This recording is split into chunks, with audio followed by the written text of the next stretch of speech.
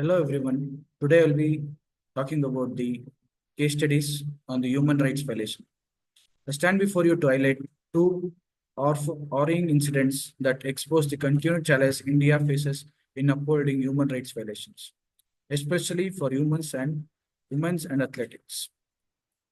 The first is the tragic rape and the murder of the trainee doctor in Kolkata 2024, and the second is the protest by India's top wrestlers in 2023 against sexual harassment.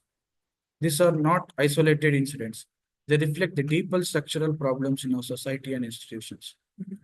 The case study one, the rape and murder of a trainee doctor in Kolkata. When we see this case study, in August 2024, a 31-year-old female trainee doctor at a government-run hospital in Kolkata was found dead in her hostel room.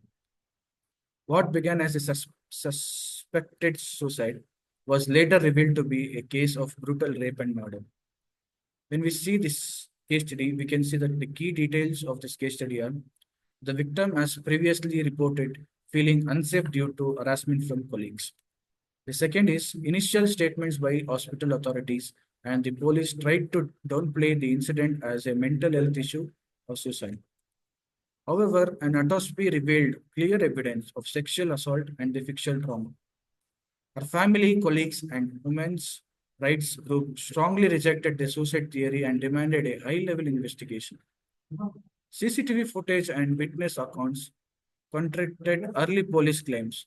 After growing public outrage, the West Bengal government transferred the case to the Central Bureau of Investigation, CBI. In this case study, we can see there are so much of human rights violations. In that, there are some human rights violations. They are right to life and dignity. Article 21 of the Indian Constitution says that the right to life and the dignity plays a vital role for all the human beings in the Constitution. The failure of the institution to protect the whistleblowers and the vulnerable professionals. The institution has failed that the whistleblowers are revealing the problem to all the media and all the public, where the institution failed to control the whistleblowers. Then gender-based violations in workplace remains poorly addressed. Why does this matters? In this case, how medical institutions, which are meant to be the center of the care, can themselves become unsafe for women. It also highlights the systematic apathy in handling crimes against women, particularly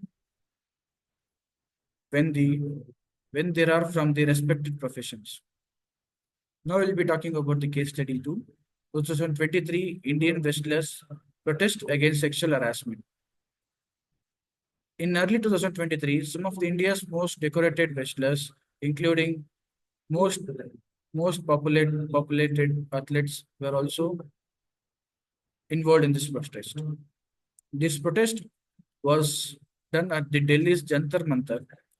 They also accused that the president of the Wrestling Federation of India and BJP of sexual harassment. The details when we see in the case study, the wrestlers filed formal complaint detailing the years of harassment, including at international events.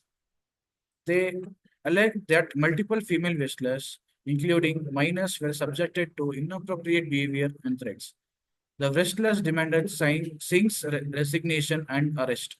The government initially responded with the delay and Singh was not arrested immediately, despite the seriousness of the charges that was implemented on him.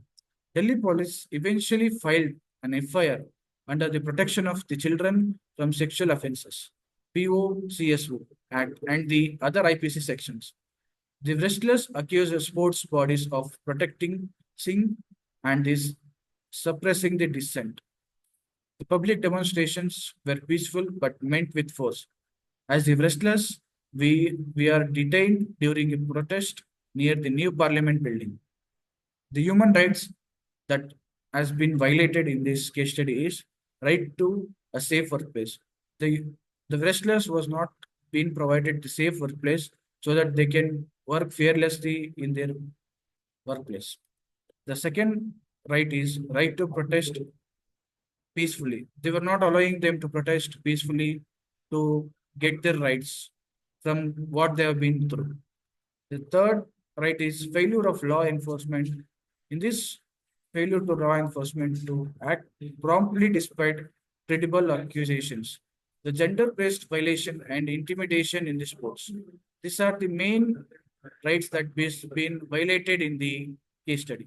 Why does it matters? This case shattered the illusion that top athletes are protected if Olympic medalists have to sleep on the streets and beg for justice.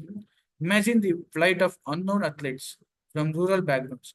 It revealed the toxic nexus of power, politics, and impunity in Indian sports boundaries.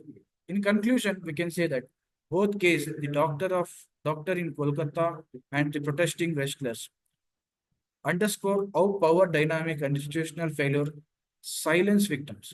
Human rights are not just about laws on paper. They are about how society treats its most vulnerable. The fight for justice is this cases continues, and so most of our efforts to be quiet in the face of injustice. Thank you.